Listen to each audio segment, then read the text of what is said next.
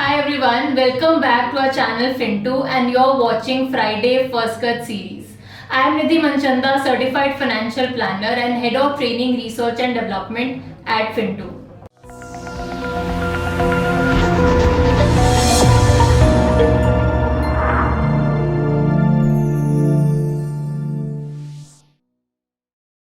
From past few weeks, we are hearing about layoffs in the tech sector, be it Netflix, Amazon, Microsoft, Twitter, Meta, and in India also Byju's have announced job cuts. As per few reports, there is more to come in next few months. So we can say that owing to economic slowdown and impending recession, companies are on a layoff spree. Thus, we can clearly say that winter is coming in the form of mass layoffs. We cannot avoid such situations, but by being more financially prepared, we can definitely combat such struggles. And in this video, we'll be discussing about how you can be well prepared for a layoff. The first and the most important thing that one should do is to have a proper emergency fund in place. Now, what do you mean by an emergency fund? In case a person loses his job, he should have certain amount of money kept aside so that can be used to do your daily or monthly expenses. Then how much of emergency fund should be there? So ideally around 6 months of your monthly expenses should be there set aside as an emergency fund. Now looking at your own sector and the industry that you work in, you need to figure it out whether your emergency fund should be a little longer or a little larger in size so that you are well prepared for any emergency situation that can come up in the near future. So one should have 6 months of expenses set aside in case you feel that you are in a job which is more riskier and there are more chances of layoff. Then make sure that you have at least 8 months of your expenses set aside. Now the next question comes in, where should you invest this emergency fund? So there are two things that you need to keep in mind. The first one is that this money should be invested in such an investment avenue which is not very volatile. It should be more safer investment option. And second thing that you need to keep in mind that it should be liquid. So whenever you need this money, it should be readily available to you. So keeping this in mind, you should be investing your emergency fund. One important point that I would like to add here in emergency funds, as this is not a one-time activity that you need to do. So in any case in future, if you are using a certain part of your emergency fund, make sure that you refill it again. So at any point of time, you should be having around 6 months of your expenses. It should not happen that if you have used, let's say 1 or 2 months of your expenses, then you just have 4 months left. So make sure that you refill it so that again it's 6 months of expenses. So at any point of time, you should be having that much of money set aside. Also, with an increase in your income from year on year basis, make sure that you also increase your emergency fund. Now, second important thing that you need to take care of in order to be prepared for a layoff is to make sure that you have an adequate health insurance policy in place. Now, not just your own health insurance policy, make sure that your health insurance policy you have is covering all the members of your family. So you should have one family floater cover maybe for you, your spouse and children, and you should also cover your parents and any other family member that you have. Make sure that they have a health insurance policy in place. Now, very important question, or I would say a frequently asked question that comes up is that we are already covered from our employer and that is why we do not have any other additional plan, and do we actually need it? Now, it is very crucial to understand this scenario. If your employer is actually giving you a benefit of a health insurance policy, that's usually a group health insurance plan that you're having from your company, it is a great benefit that your company is providing it to you. But relying 100% on that is something which is not correct. Now, looking at the current scenario, the layoff scenario that we are seeing right now, if anybody would have been dependent solely on the health insurance plan provided by the employer, and this person, if he loses his job, then he doesn't have a proper source of income. And on top of that, if any medical situation arises, there is no health insurance plan as well. So make sure apart from what your company is providing, you have a separate health insurance cover which is taking care of all your health related needs of yourself as well as your family.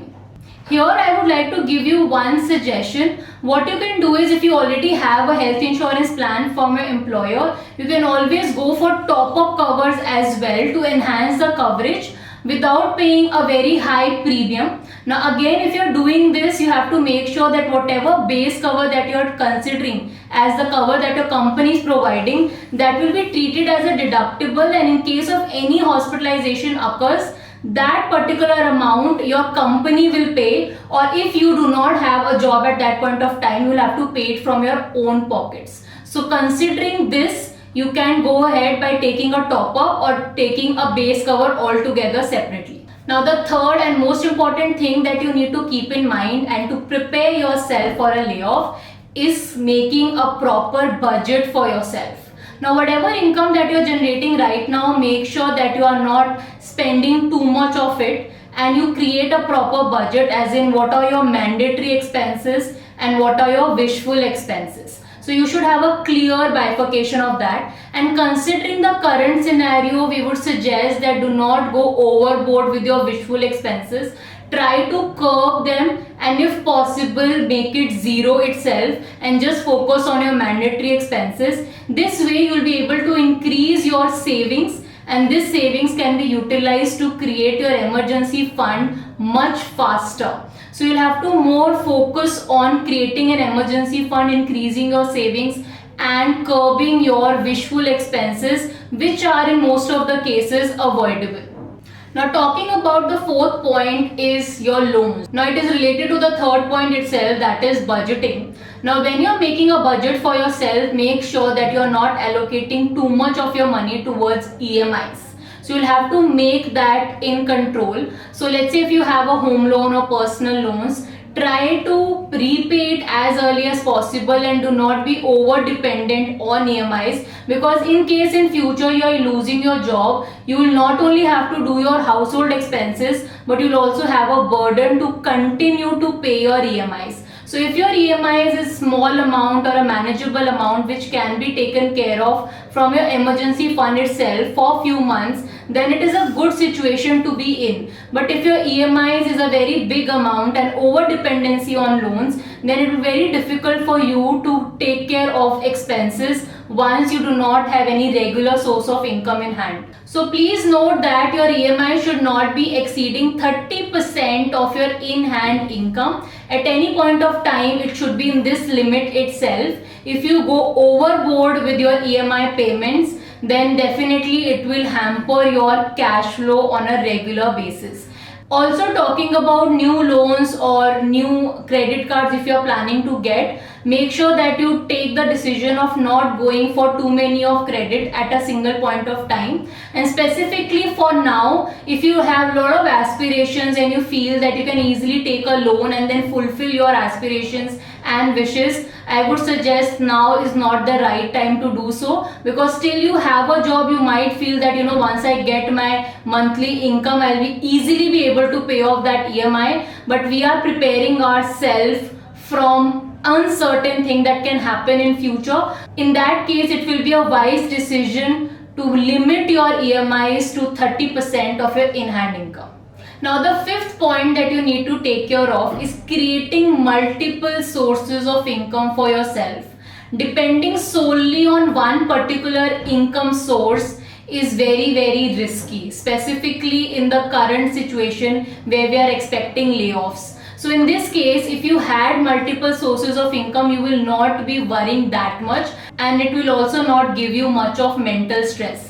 But how would you create multiple sources of income? So to be very frank, I will tell you, this is something which you cannot do overnight. It will take a sizable amount of time to come to a situation where you have multiple sources of income. Now few of the example here is, let's say if you have any property, so the rental income that you are getting, or maybe if you have investments, the interest income that you can generate from that, or the capital gains, or maybe some side income that you can generate where your involvement is not required. So these are some things that you can do, but like I said, it will not happen overnight, and that is the reason you should be consulting a finance expert and creating a plan for yourself, so that in coming years you'll be in a situation where you are not dependent on a single source of income, but you have various sources of income which are diversified for you. So these were the 5 points to keep in mind to create a strong financial base for yourself, so that you are well prepared for any uncertainty that comes into place. But apart from this, I would like to give you one more bonus tip. Now, in case someone is into a situation where a person has actually lost his job, now in such a situation, what you will do is you will start looking at your portfolio, your investments, and will try to liquidate those investments to meet your expenses if you do not have a sufficient emergency fund in place. In such a situation, liquidating your investment becomes the only option that you have. So you'll have to do it. But what I would suggest here is, do not blindly liquidate any of your investments to use it for your monthly expenses.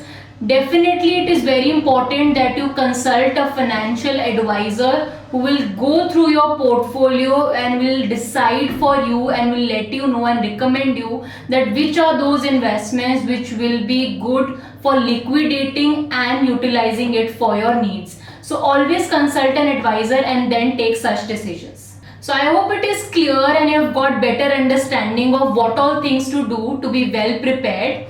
If you have any concerns, any questions, feel free to get in touch with our finance experts. And for more such videos, do subscribe to our channel.